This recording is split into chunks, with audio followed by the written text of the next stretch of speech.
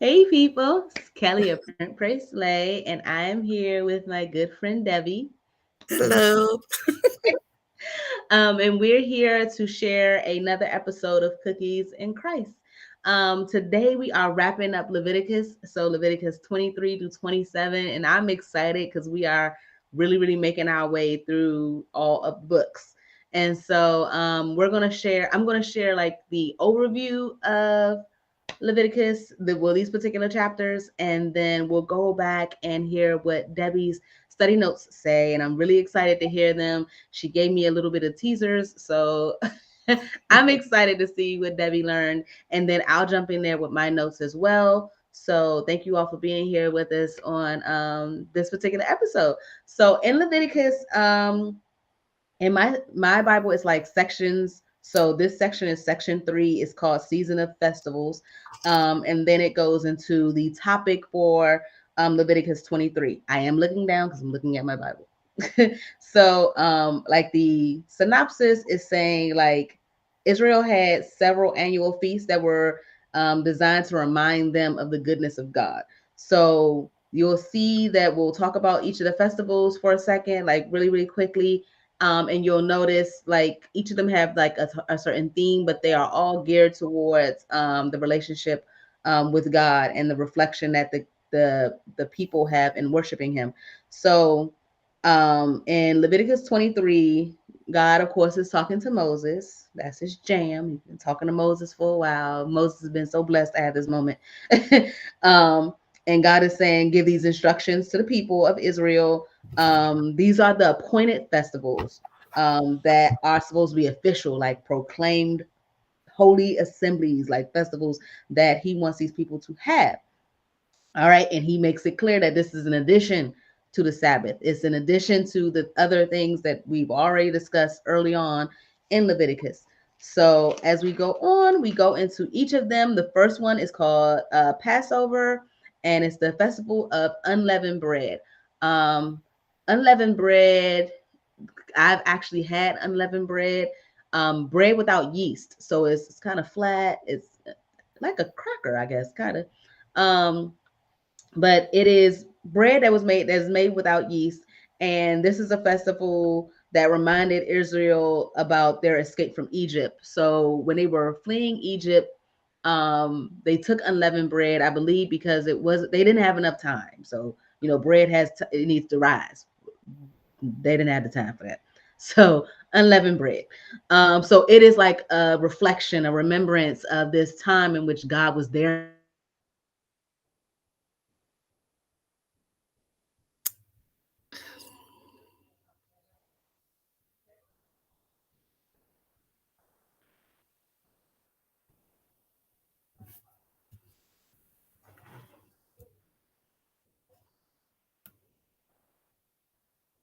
of them, and things of that nature to like give back to God. This is they're required of giving back and showing their reverence to God.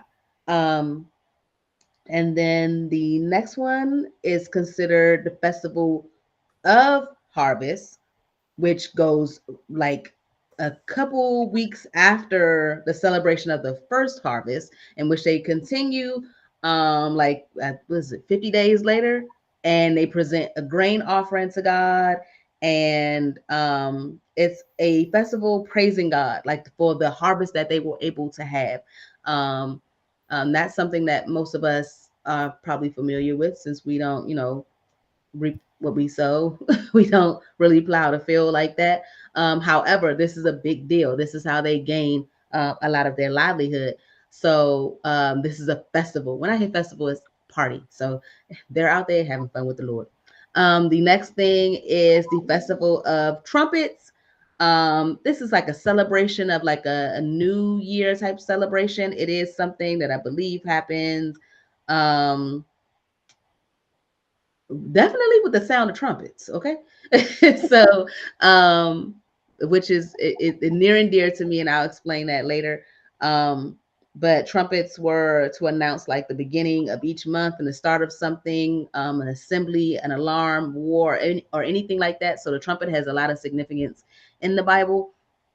But this was a day to commemorate um, their time. So that would be the Festival of Trumpets, and then they have the Day of Atonement, um, which again, atonement is like accounting for their sins and things like that. So during that entire day, um, they were offerings. They were to relax and not work um, the entire day. Um, let's see, what else do my notes say? It does say it's on the 10th day of the same month, 9 days after the festival of trumpets, is when the Day of Atonement happened, and then there is the festival of shelters, which was on the 15th day of the appointed month after the Day of Atonement. Like if you haven't got the theme yet, it's like stuff is happening. It's a whole bunch of stuff happening back to back. And so these festivals were like an observation of the Lord. But it's in addition to, like I said, in addition to the Sabbath. So they already have these days of rest. They have these days of gratitude and these specific type of traditions that they are going through, and it's like they must do these things. It's like God is requiring them to celebrate and to show reverence and to relax. Um, that I believe is the end of what is considered all of the festivals. And then in Leviticus 24, there is the subject of pure oil and holy bread. Okay, so pure oil is what God commanded the people to bring to Him, pressed olives. I do not know the exact I guess flow of which oil is coming out of an olive, but he wants the first trial of it. Like he doesn't want it after you've done whatever else to it. It is the first comings of it. Um and the bread was to be baked 12 loaves of bread. I love me some bread. Apparently God loves him some bread too. So so like it's like weird, like when you go to the restaurant where they give you bread. So it's like okay. So bread and oil. Um the bread is to be received from the people of Israel as a requirement of the eternal covenant that God has with them. So this bread means a great deal. This oil and this bread means a great deal. It's just not a thing to do. It is important. Okay. And he makes this a permanent law for generation to generation. All right. And then for some reason, Leviticus takes this turn, and it goes into this story of a gentleman. It's it's like an example of just punishment. Okay. And so there's this fight. So this guy who is part Egyptian, and he's not necessarily of the same. Well, I think his mother, yeah, his mother is an Israelite, but his father is an Egyptian. So he's not fully um, um, Israelite, and he has this fight with someone, and he uses the name of the Lord with a curse. So he blasphemed against God, and so the man was brought to Moses, and they kept him in custody until they heard from the Lord on what they should do. And when the Lord spoke, he said that those who curse God will be punished for their sins, and he instructed them to stone this gentleman for his sins. And that's when God gets into, if you ever heard the saying of an eye for an eye and a tooth for a tooth, that is where it is. And it starts talking about if a person unjustly injures or brings some kind of infliction on someone else, that the injured person must pay it back in that same way. Um, if you kill an animal, it's basically a whole bunch of things, like what should happen if you do certain things that are against what God is asking you to do. Um, and then it goes into the Sabbath year. So it's like again, that little piece is just in there. It's just tucked in there. But then the Sabbath year sounds exactly like what it is. So you got the Sabbath in which you have that day of rest. It's kind of like um, a year. So it's a year in which the land itself gets a chance to rest and they are not to harvest and prune the vineyards or anything like that for a whole year. Afterwards, they explain Leviticus 25, the year of Jubilee. I immediately thought about the cute little X-Men girl with the firecrackers coming out of her hands, which basically means celebration is what Jubilee means. Jubilee is celebration. It's supposed to be this day of which they have like a celebration. Um, but this is a holy time, and it talks about like freedom throughout the land and a celebration for all who are there. Through the year of Jubilee, a lot happens. Like they are forgiving each other of any debts that they have. There's the freeing of anyone that is a slave. People's property is returned back to them, to their rightful owner or the original owner. Um, it's like a refresh, like a restart of the year, but it only happens every 50 years. So that's Jubilee.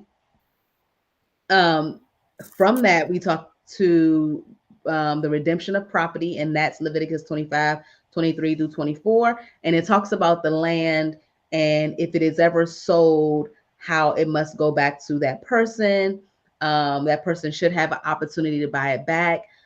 It's more like any Israelites should not be in poverty. If they happen to have lost their land, rightfully so, another Israelite should buy it for them, let them work things off, and then get their property back. In any case that the year of Jubilee happens, this is definitely going to be the case in which the original owner should get their property back. I happen to have in my book all of the festivals laid out, what it celebrates and its importance, and I will get into that when we go like over our notes. Um, when like after Debbie, like as Debbie goes into her part, um, it talks about in that same token about the land, the Levites and how if they lose their land, it specifically says to let them buy it back. Like they only have this portion. um, God sanctioned a piece of land for the Israelites, and the Levites have this little town that they are allotted. So by all means, give them what they have, give their property back to them as well. Um, and then there is the redemption of the poor and enslaved. And this is not the first time we hear or read in the Bible of how God wants the poor and the enslaved to be treated, which is with fairness and grace. And so it's talking about like if there's any um, if an Israelite falls into poverty, how you should not charge them interest. You should let them go about living their lives and help them basically regain themselves so that they can be back in good standards financially.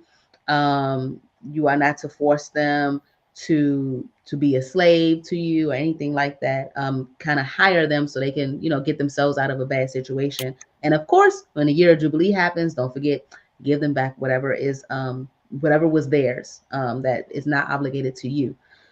Um, let's see. The same thing happens with the treatment of slaves and how you must never treat an Israelite in that way. Treat them like a temporary resident. Like you should not treat them less than you. And then we go into section 4 is the receiving of God's blessing. So we have blessings for obedience.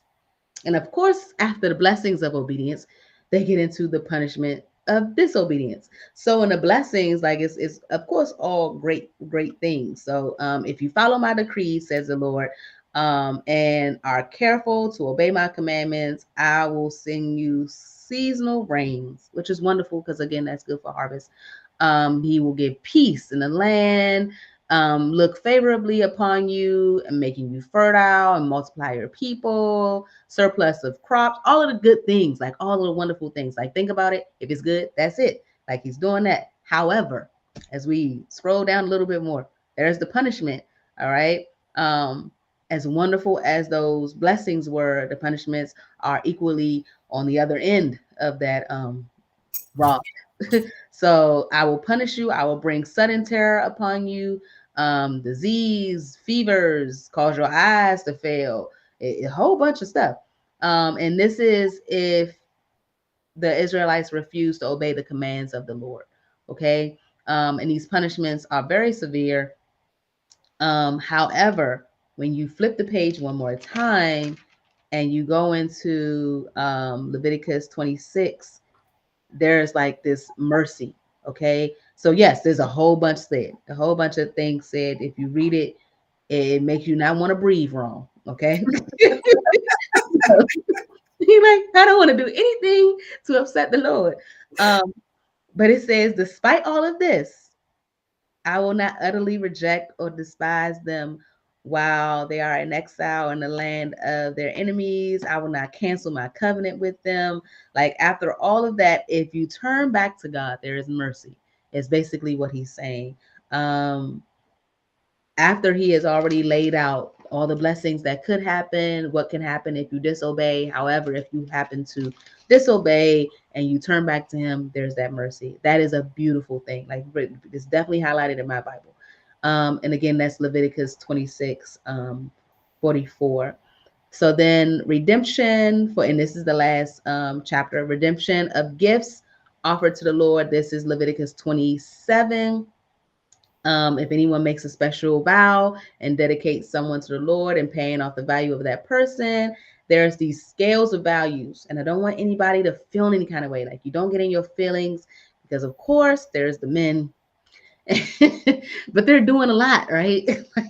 like they're doing a lot. And this is not purely based off of who God likes most. It's just based on their ability to work. All right. Not necessarily worth personally, but the worth of what they can bring about. So that is what it's talking about when it has like men between the ages of this and this are worth this much, and then boys are worth this much, girls are worth this much, women, and then it even goes down into people by their ages. Like I believe the older, the older they are, the less shekels. So there is that part. I just wanted to clear that up, that folks are not ranked based on anything that we would think is wrong. There is a portion in here that talks about if someone dedicates a house to the Lord, the priest will assess the value. And if that person dedicated the house wants to buy it back, they must buy it back with 20% more than what the house was worth. And they're saying this in my study notes to say that it was to deter people from offering up something that they really didn't think through to offer up. So the whole 20% part. So really, really think this through if this were to happen. If this was going to be, what you were going to offer. And that is my summary. This is not all of my notes, but that is my summary of Leviticus 23 to 27. And now I'm going to go back to 23 to go through my notes along with Debbie's notes so that we can dive a lot deeper, because I think I gave a nice blanket on top. We didn't dive at all. So now we're going under the covers. Yes. All right. So Debbie is ready to dive. Debbie, do you have anything in Leviticus 23 that you want to share? Just a couple things. Okay. One thing I want to share is that I follow the Jewish holidays, and these are real easy to get. I just want to share. It's a Jewish calendar, and it lists all the festivals. So we have next month, the big one coming up is Passover. Mm-hmm. And that is where, they put the blood over the door. So yes, it passes over. Spirit passes over. Yep. Yeah. But one thing, when I was mentioning earlier that I took a blood covenant and tabernacle class, 3 times. And I've never heard of the Festival of Shelters. even though I've read this, but we didn't really go into depth on it. So I had to go back and read in Exodus and Deuteronomy about them. But then in my notes, it talked about it being such a special celebration involving the family, which is what the Israelites do now. Is their big holidays? They involve their families, and they do a lot of traditions with it. And it's good. It helps them to renew their commitment to God, and that is what we should be doing at all of our celebrations, is renewing our commitment to God. So I thought that was just really That special, is. and That is. I forgot about that. you know Even though it's in there, I just forgot about the festival shelters, because we don't talk about that when we talk about all those big ones all the time. But that's really an important one, and we should involve our families in it. And it takes place, I think it's on the 15th of the month, and it's for 7 days. And you do a little special present, kind of like they do around Hanukkah. Mhm. You give out a little special gift. So that. Yeah, it does say that in our study Bible. It says that it's a special celebration that involves the whole family. Mhm. It said it's similar to Passover in the sense that the festival teaches family members everything that God had done for them, and it does make me reflect on like the celebrations that we have, not the ones that we have like as Americans that are like man-made ones, like Valentine's Day. You reflect on love and things like that, but the ones that we know for us are based in our faith. Which the top two come to mind would be Easter and Christmas, and how I admire that those who were celebrating in these festivals, when they passed it down to their children, the children knew why. There are a lot of people that say they're Christian and they definitely teach that to their children that they follow Christ.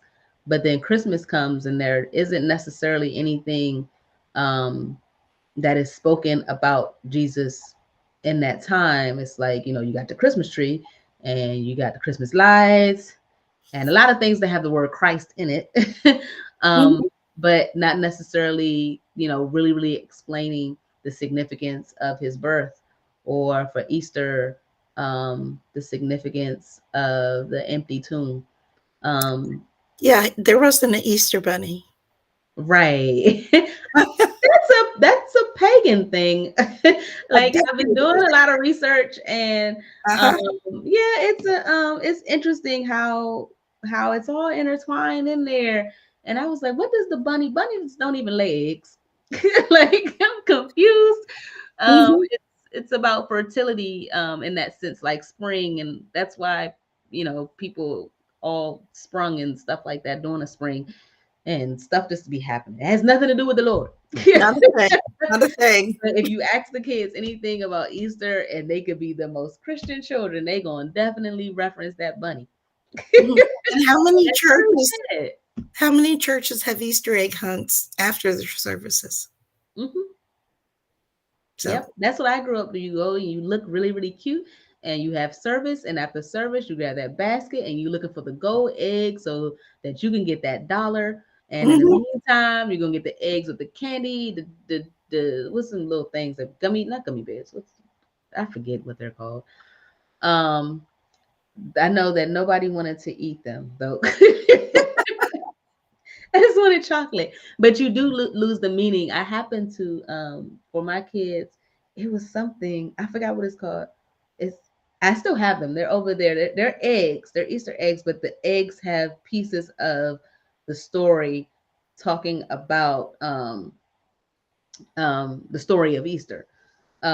So it'll have like the last egg is like empty, and so you have to explain, what happened. Yeah, There's well, the that's good. Yeah. So Yeah. that's what I've always done with them. That was their Easter egg hunt. Like there was no candy. Like go find those eggs, and then each of you get to say that part of the story.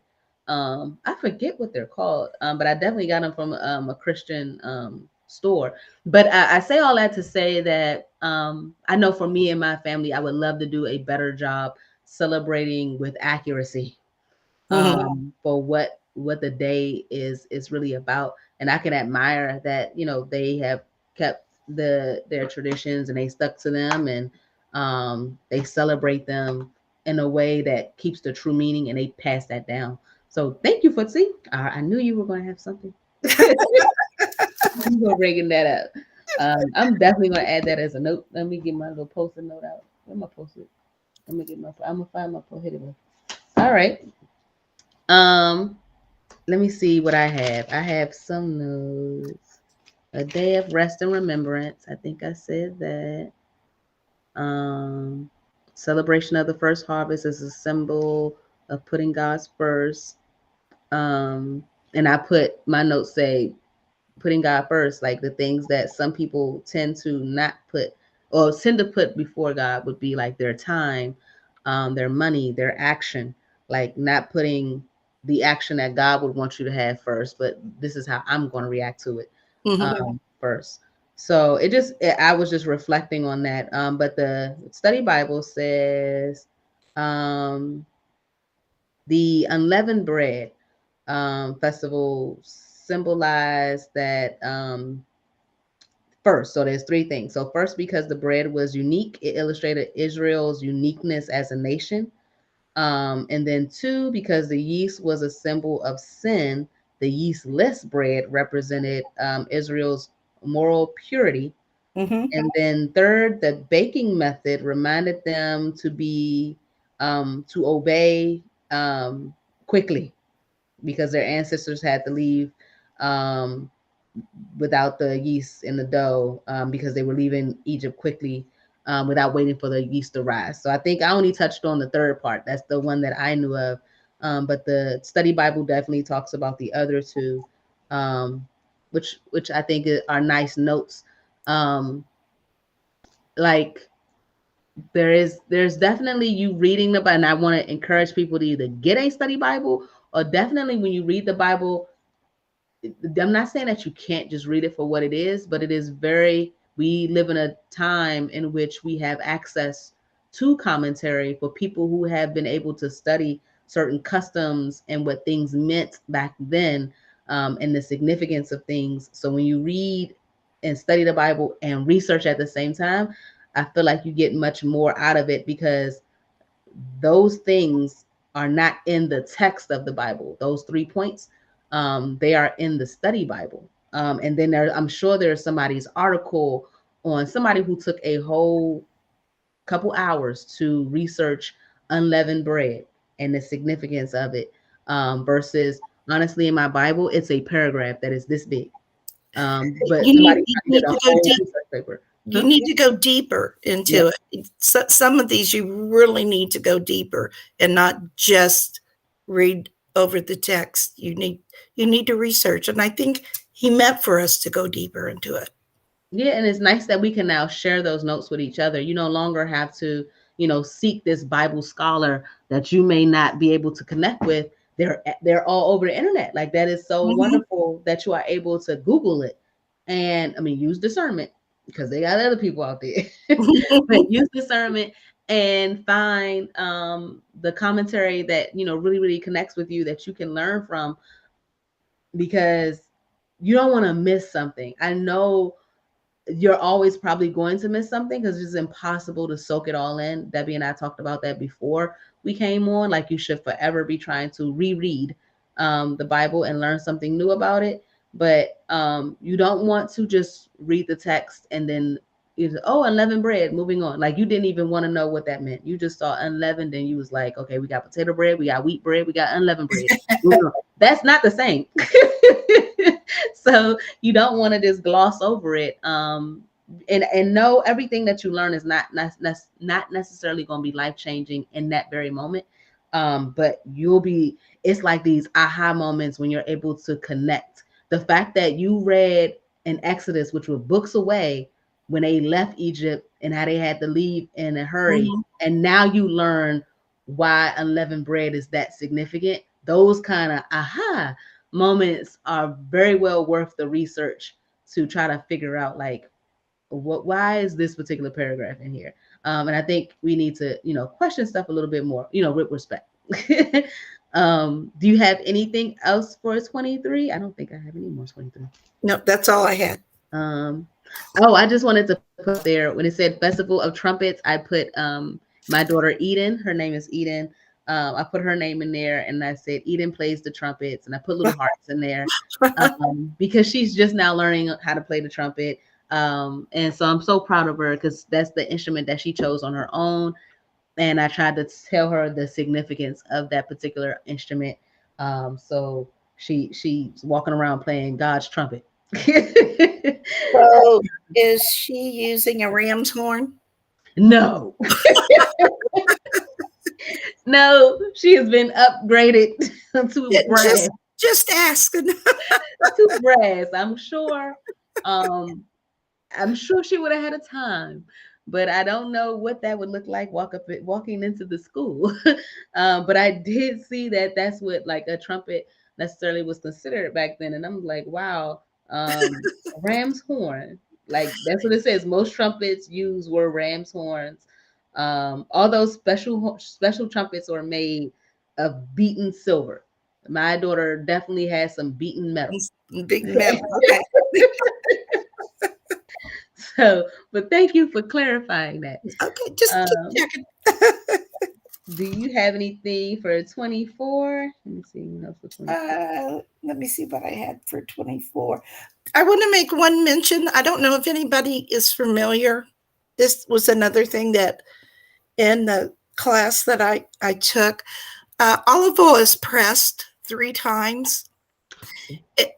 Did you know that? No, I didn't, but I knew it was something because I was like, you gotta give God the first something. The You first don't want the press, leftover. the first pressing is the purest pressing. Okay, And that is why God wants the first pressing. He wants the purest form. let me write that down. And then it goes in the next pressing is for cooking because it would serve, you don't want particles in it. And then the next pressing is for your lamps because it doesn't have, it's not pure hardly at all. So that first pressing is for God, the second pressing is for cooking, and then that third pressing is for your lamps.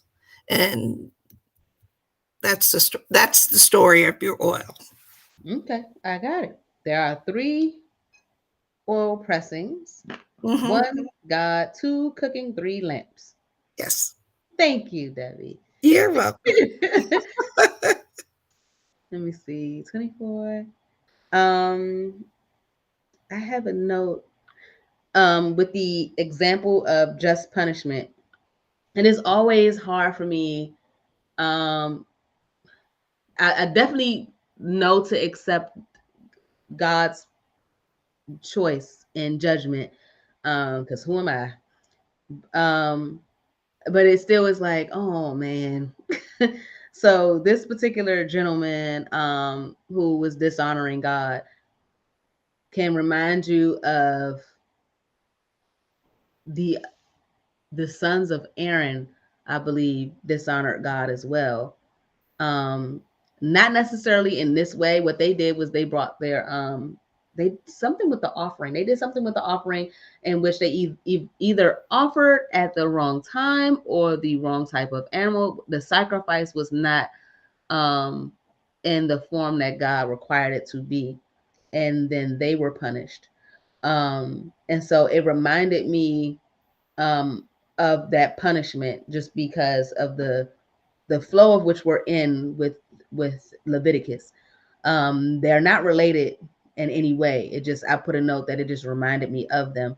I did put that they kept the man in custody until the Lord's will in the matter should become clear to them. So they waited on God. They didn't just take it into their own hands because I think it's very easy um, just like if someone like what is the thing that anybody can say at an event that will set anybody off is your mama. If anybody's talking about somebody's mom, they're gonna fight them. Um, Mhm. and so with this situation, they're talking about their God. That's what this guy did and disrespected their God. And they still had the willpower to like, you know what, I serve that God and I know that He's a just God, and we're gonna wait to see what He says about what you did, instead of taking it into their own hands. Because to my knowledge, it was one of him and many of them, and they still waited on God. So I did put that note. I sometimes I try to look for some kind of growth within the people, because they're oftentimes, um, it's discouraging sometimes to be like, why did y'all do that? Like, God clearly said this was the way it's supposed to go. But it was like, oh, look, they did something to me. They did something right, which was wait. They waited for God. Unfortunately for the guy, um, he did not get the mercy that God has extended to other people. It was probably to send a clear message. Um, but it wasn't even about like the fight. Like there was the fight, and then there was the blasphemy and cursing God's name. It was the cursing God's name that was the more of a focus for the punishment in this situation. Um, and I just put that God determines mercy. Like there are definitely cases in which God hands out mercy, um, like this, and then there are times when it's not given at all, and this was one of those times. So I just had those notes about those couple of points, and that's it. All I have for 24. Let me see. It does say down here in my notes that that the punishment should fit the crime. You shouldn't go and use it for vengeance. Mm-hmm. That, and don't go overboard with the punishment. And Yeah, sometimes, and we're seeing that a lot lately, that people are being punished way beyond what they should be punished. yeah, So we must remember that punishment should fit the crime. And if there's no crime, there should be no punishment. yeah. I That's I all. saw like the point of God taking, like it shows how serious God expects us to take His relationship. That's the study note on Leviticus 24:14, and I can see growth. This personally for me, um, there once was not necessarily a conviction in me, hearing someone say what might be considered a very popular term with God's name, and a cuss word. It's what people said, and now that really, really bothers me. Like it really bothers me, amongst other things that I don't know why. Like it's really weird because again, if anybody talks about your mom or somebody talks about your kid, you're like ready to leave the scene. You're leaving the party, or you definitely are about to shove them or something. But then somebody does the same thing about God, and you're like, well, freedom of speech. Let them say what they want to say. Um, and I'm not saying go punching people for God. God doesn't need you to do that. Please don't. Um, However, there are things that we surround ourselves with, and I can use my example, and it's going to seem very, very minor, but for me, it was a really big deal. And I used to watch this show called The Simpsons, um, and I thought the show was so funny. And I was introduced to The Simpsons by my parents when I was a kid. They were like, "Oh, it's time to go to bed, um, but you can watch TV." Okay, it's late night, 90s, nothing good. It's on TV. You got Mad TV, you got, Saturday Night Live, you got all these bad like shows that you shouldn't watch. And they were like, oh, here's a cartoon. Watch The Simpsons. Equally bad. Equally bad show. But my parents, you see animation and you just assume for children that is false. Trick of the enemy right there. And so I kind of grew up watching The Simpsons. And so I really, really liked their jokes. I liked how relevant they made the show. And it was still a cartoon, keeping me very youthful in my as I become the opposite. However, that show is so against God, is so Mm-hmm. disrespectful to Christianity. And when I would hear the jokes about God or about Jesus or about Christian faith, I would just ignore them. Like, okay, so that was bad, but the rest of the show is good. The rest of the show can't be good. It's probably deeply rooted in that falsehood and that hate that they have. I don't know what's going on with the writers of the show, but they can't be Christian. They can't be, or they are Christians that definitely need a lot of prayer. Um, and so I never had the heart to like cut it off, and I finally was like, this show is disrespectful to my God. And there are other things that we have in our lives that are like that. It could be the music that we listen to, the movies that we watch, and not to go around and start stoning televisions and things like that or actual people, but you definitely need to start cutting off those things that either take you further away from God or are not for God at all. Um, Mhm.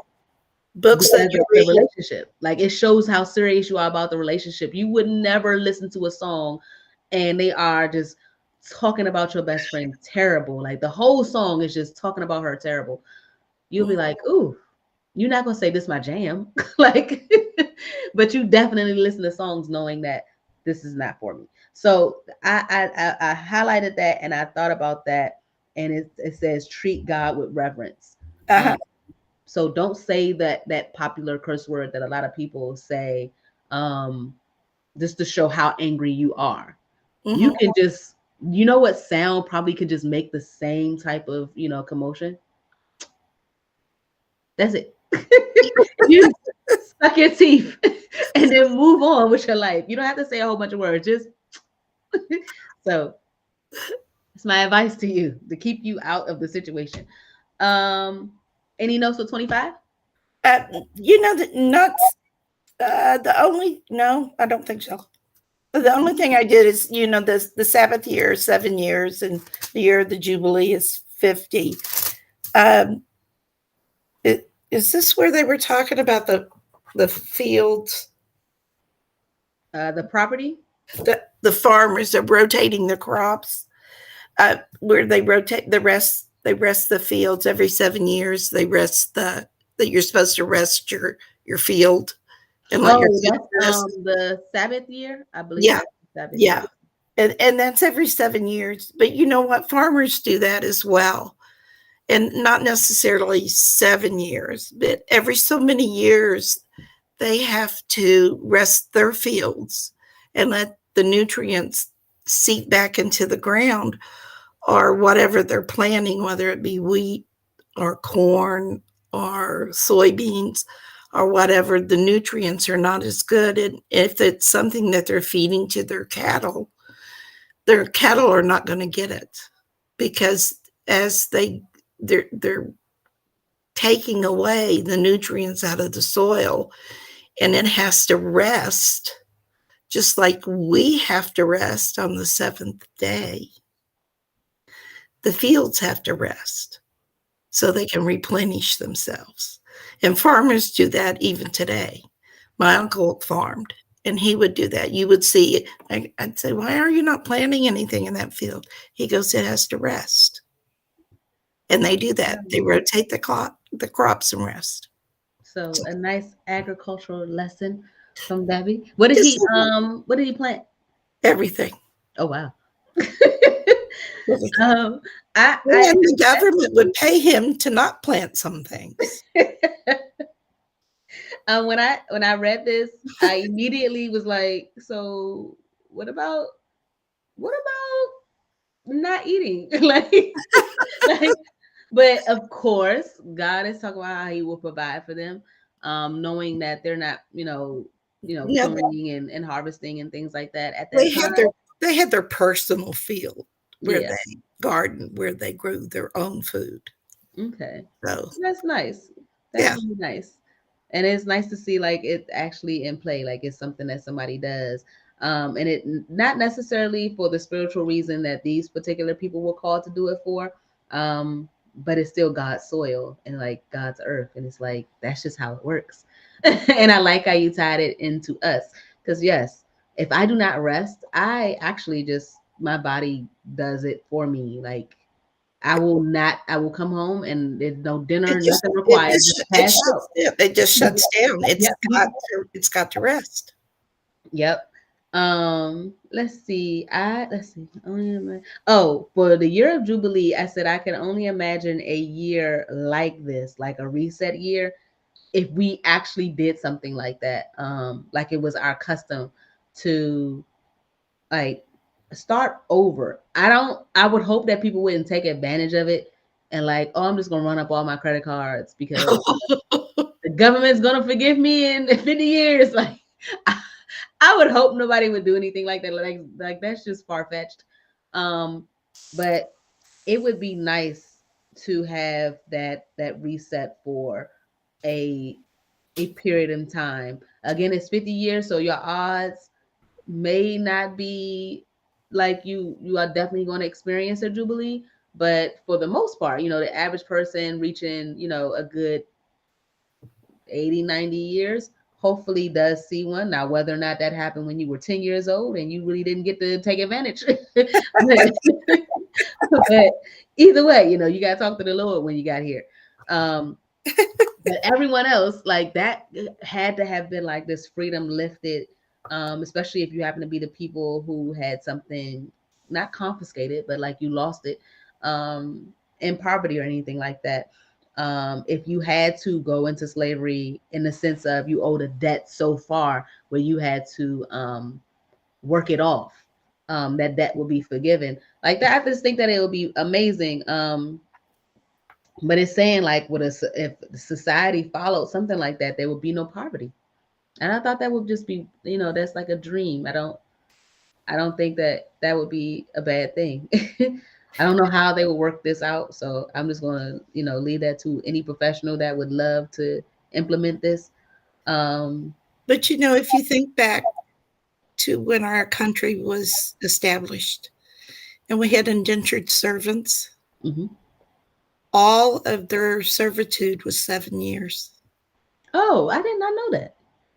Yeah, I didn't it's, know that. it's kind of miraculous the way things turn out if you think Whoa. about it. Now, if they couldn't pay off their debt, then they would have to do it for another 7 years. Okay. You say 7 years, it reminds me of Laban and oh my goodness. I was thinking the same thing. Where Yeah, I mean, is it Joseph? No, it's not Joseph. no, Jacob. Jacob. Jake was it Jacob with Jacob with was Rachel and Rachel Leah and and Jacob. yeah, Okay, yeah, that's what that reminded me of. He was like, it was 7 years. yeah, that poor man, just being duped. But I mean, he put himself in that spiral. Him and his Yes, he mama. did. Um, the festivals on here, if I can just read them really, really quickly, it says Mhm, Passover, when God spread, well, oh, it's not spread, when God spared the lives of Israel's firstborn children in Egypt mhm. and freed the Hebrews from slavery. That is what is celebrated. And the importance of Passover is to remind the people of God's deliverance. The unleavened bread, this is celebrated, the Exodus from Egypt, and the importance is to remind the people they were leaving the old life behind and entering the new way of life. Yes. The first harvest was the first crops of the barley harvest, which is what is celebrated, and the importance is reminding the people of how God provided for them. The Pentecost, the harvest, is celebrated the end of the barley harvest and the beginning of the wheat harvest. And the importance is showing joy and thanksgiving over the bountiful harvest that they had. Festival of Trumpets, it celebrated the beginning of the seventh month, like the civil new year. And its importance was to express joy and thanksgiving to God. Day of Atonement is the removal of sin from the people and the nation, and the importance was to restore fellowship with God. And shelters, um, it celebrated God's protection and guidance in the wilderness, and the importance was to renew Israel's commitment to God and trust in His guidance and protection. And it states if they're all of them are one day, except for the unleavened bread is 7 days, and so is shelter is 7 days. And these festivals seem like amazing. It's 19 days. They enjoyed 19 Shelter. days. Shelter was 19 days. Oh no, shelters was 7 days. It 7 days. was Okay. 19 days in total. Okay. Yeah, 19 days in total. Um, So I thought that, it would be nice if people just knew, just a snippet of it. If that's not in your Bible, you very well can just pause, rewind, and write that down. I think that's really nice to like stick in there if you don't already have it. My only note that I have on this particular page left is that only God really owns the land in this situation. In which he was saying like, don't look at it like it's your own thing. um and this was to avoid greed and materialism, which is what we deal with today. Like, we're just buying up all the land, all the houses, and just a lot of people are out for themselves and not Mhm. necessarily trying to help each other. He wanted them to know, like, even though you bought the land, it belongs to the Lord.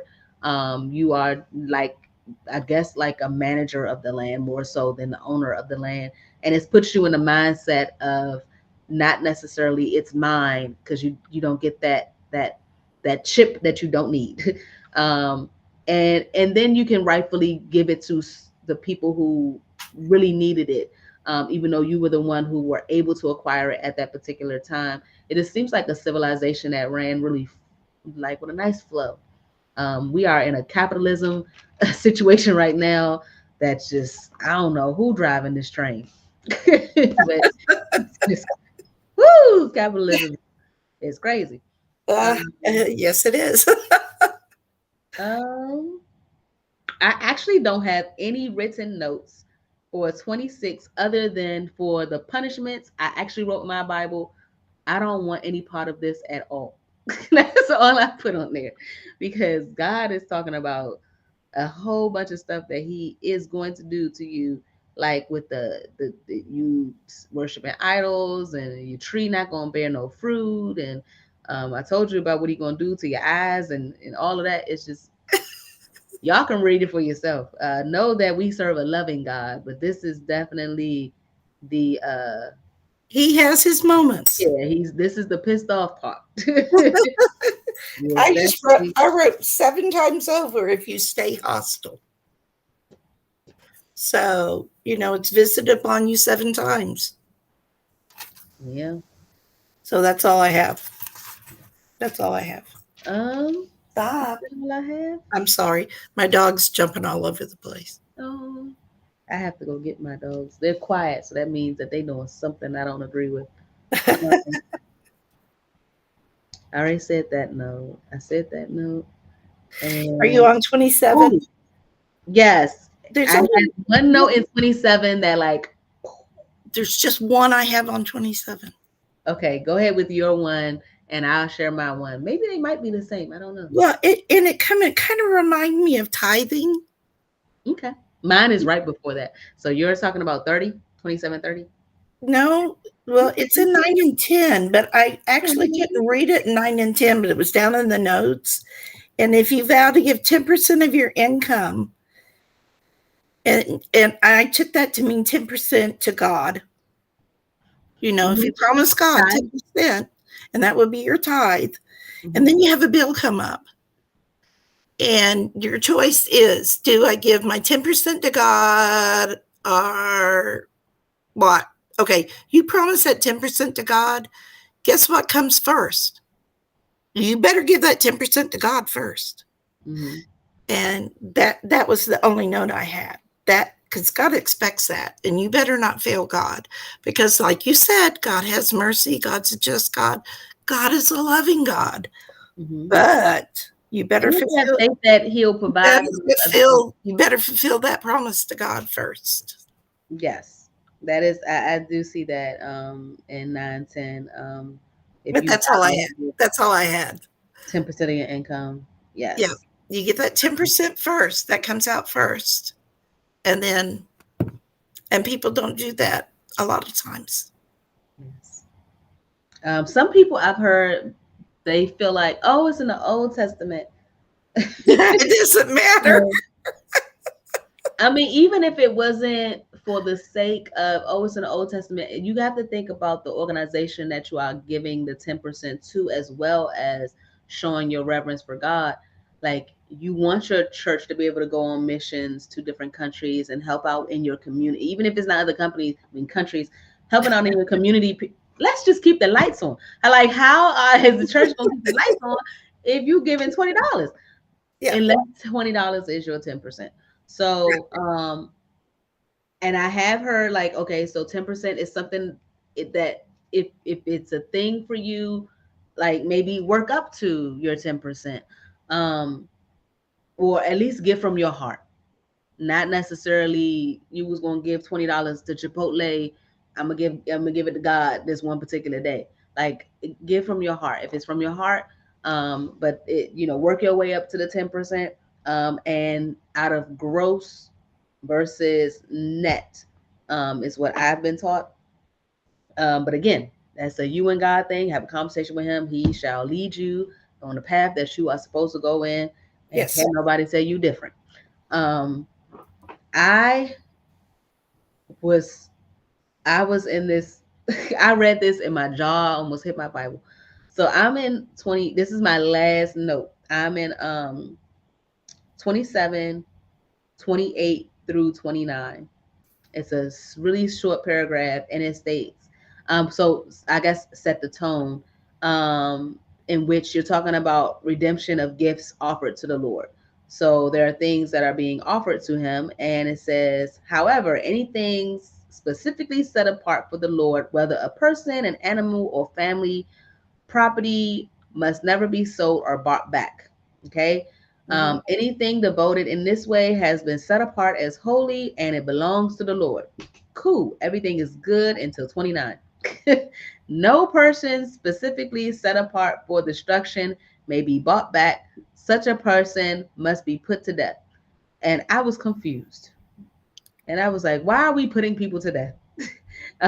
So I had to research it, and it's very, very clear that pagans, their pagan practice is human sacrifice. That is not what the Lord is about. You should not read that and think, oh, so we out here killing people for the Lord. No, that is not what God is saying. So I definitely wanted to state that, because I was like, I don't want anyone else to either like read it and be like, see, that's why I can't be going to church, because they be out there sacrificing chicken, goats, and people. Like, no, that's not a thing. It's not a human sacrifice. And then the other part of offering a person up, like some people have dedicated their children. However, it is like a strong notion that you should watch what you say. You don't want to dedicate your life or dedicate uh, your home or whatever the thing is without it really coming from your heart. And you can't dedicate something that already was the Lord's. So like the firstborn cattle and things like that, that was already his. Right. So you don't want to do that. But there is somebody, I didn't necessarily write the note down, but when I was researching, that dedicated their child to the Lord. And it didn't mean that, you put that child on an offer, and I mean on an altar or anything like that. That particular person's life was dedicated to serving the Lord, is what that stood for. And I was like, oh, that makes much more sense. So no, it is not a human sacrifice, but I do feel like with anything that is brought about, if it is something that is shocking to you, as it was shocking to me, please Google it. Like, just Google it, call a friend and say, hey, I'm gonna need you to just, can you read Leviticus 27 and let me know what happens when you get to 29? And tell me what popped on your heart, because I'm over here shivering and shaking, because I'm wondering if people were sacrificed. And then a lot of the notes that I did come upon stated that had this been taken that way, it definitely would have went more into depth with details. If there are details given about curtains for the tabernacle, I'm pretty sure they'd have got a lot of details happening about the sacrifice of a person. Oh, Um, yeah. When you get the measurements of a curtain, yeah, we had they're going to all tell of you. those. Sure, we'd have had more than 29. We'd Yeah. have had 29 times a million about a sacrifice like that. And then it contradicts what God already says, which stated that, again, that was a pagan ritual, that people would sacrifice their children. That was earlier in Leviticus, I believe, where he specifically said not to do that. because Right. it aligned you with pagan gods. Like that's not what he wants. So um that's not it. That's not it. You can go sleep. You can be you peacefully know that Christianity is not deeply rooted in human sacrifice. Um, so and then after that, it talks about the 1/10 again, but in the sense of like the land and the grain and the fruit Right. as well. So that would be and this is like the first mention of like the 10th, I believe. Because I I think also so. yeah, I think I got that note from the Bible Project. Sorry about that. But that's okay. There was a thump, and they're protecting me, as you can hear, from the thump. So I definitely want to share that I don't take any full credit for the things that I share. Some of it is definitely from my heart, but a lot of my notes definitely come from how I study. And again, I have my study Bible. It's the Living Life Application Study Bible. I that I read, and then I watch the Bible Project. I listen to the podcast of the Bible Recap. I talk to fine people like Debbie. And so I just encourage you to do the same. I am all for you opening up your Bible all by yourself. You and the Holy Spirit can definitely figure this thing out. However, if you feel led to go beyond just opening the book, there are a lot of resources that can definitely help you be able to apply it and not just read it. So that would be like my encouraging word because you definitely have a lot of questions. I think you should write them down, and then go research your questions because they popped into your heart for a reason. So don't just say, "I don't know why that's a thing," and then flip the page. That's just, I don't recommend it. But thank you all so much. Thank you to Debbie. I really, really appreciate you coming on here with me. I have notes in here, notes in my Bible that will forever be because of the things that you said. And I think that that speaks volume of all of the time that you have put in, like going to the classes at your church, reading the word for yourself, and then having the heart to volunteer. She volunteered. Well, thank you for having me. Thank you. You're welcome. I just really, really appreciate it. So, I would say that that's the end of our episode, and we ended like really, really on. I mean, we're still late, 8:03, but still, it was for good cause. Just a little So bit. yeah, not too much. But thank you all so much for watching. I really pray that these episodes have been a blessing to you, and that you were able to share them or take some good notes or get some good questions out of them, and spark some kind of joy that you found from learning more about God, and develop that helps you develop your relationship with Him as well. But thank you so much. I appreciate it. All right. Bye. Bye.